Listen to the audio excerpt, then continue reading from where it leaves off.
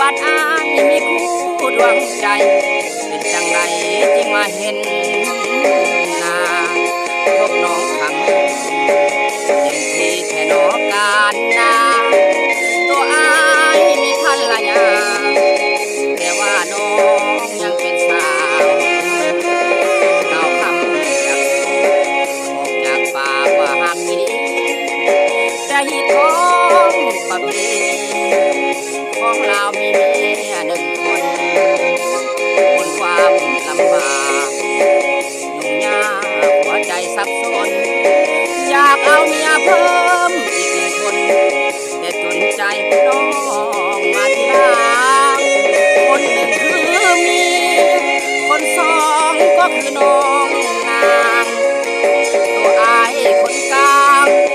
หาทางเลือกนางหนึ่งคนถ้าเลือกน้องสาว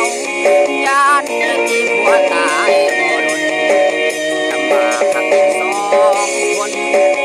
จำเป็นปล่อยนางเลือกเมีย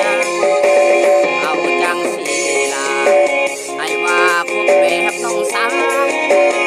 ญาติเป็นเรื่องเป็นราวน้องสาวอย่าได้โกรธเคืองเตือนใจสวยเกรงใจน้ำมีเพื่อนสองเท่านั้นเปรียบเสมือนหักเท่าฟ้าแต่ว่าขาดเอาฝากก้อนให้เป็นหักเท่าฟ้าแต่ข้าเมียเด้อเนาะขออนุญาตทั้งอาจารย์สมสมัครในทั้งวงดนตรีเพชรน้องใหม่เด้อเนาะ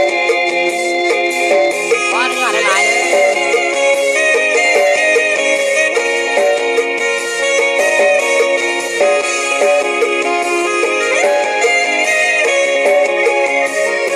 คนหนึ่งคือเมีย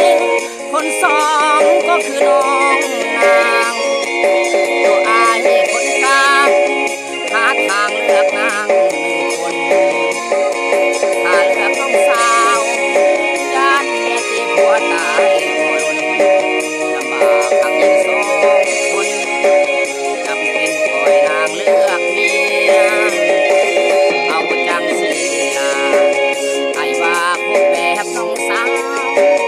ญาติเป็นเรื่องเป็นราวน้องสาวจะได้โกรธเคืองเตือนใจตัวเองเกรงใจน้ำมีเพื่อนสองเท่านั้นเปรียบเสมือนหักเท่าฟ้าแต่ว่าขา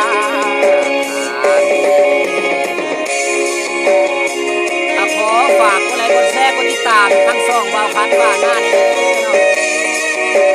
ะขอขอบคุณขอบใจทั้งทุกคนที่ให้ติดตามรับชมนะ